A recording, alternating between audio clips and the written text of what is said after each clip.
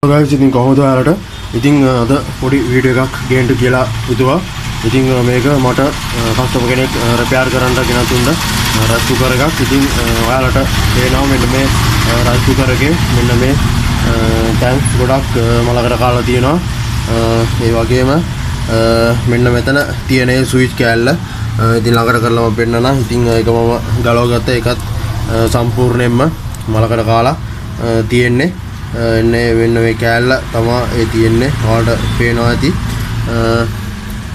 ඉතින් මෙතනදී කියන්න ඕන මේක ඇත්තටම අරගෙනත් ලොකු කාලයක් නැහැ guys. මේක සාමාන්‍යයෙන් අරගෙන ඇති මාස 6ක් 5-8ක් වගේ කියලා තමයි කස්ටමර් කිව්වේ. ඉතින් මේකට ලොකුම හේතුව හැටියට දකින්න පුළුවන් මේකේ එයා පාවිච්චි කරලා තියෙන විදිහ. කියන්නේ මේක පාවිච්චිය තමයි ගොඩක්ම අවුල් ගිහිලා තියෙන්නේ මෙන්න මේ මලකට කන එකට.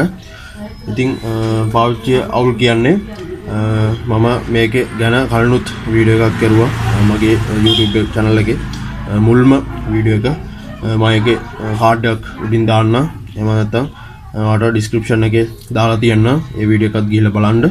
ඉතින් මම මෙන්න මේ කුකර් එක ඔයාලට හිමීට අනිත් පැත්ත හරවලා පෙන්නන්න. මොකද්ද ඒ පාවිච්චි ඕකේ කියලා.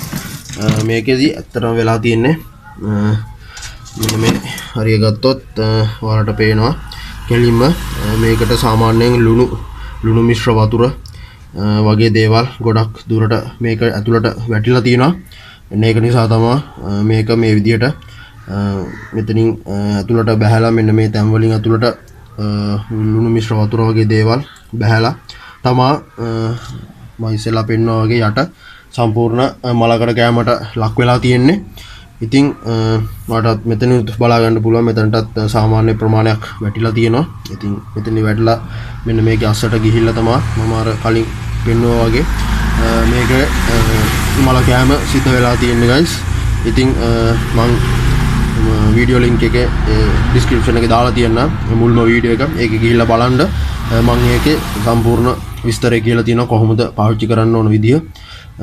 ඉතින් guys නෝකයි මට අද ඔයාලට පොඩ්ඩක් කියලා දෙන්න ඕන උනේ උදාහරණයක් වශයෙන්ම මම ඒක අරගෙන ඔයාලට අද ගේන්නයි ඕන උනේ මෙන්න මේ වීඩියෝ එකේ.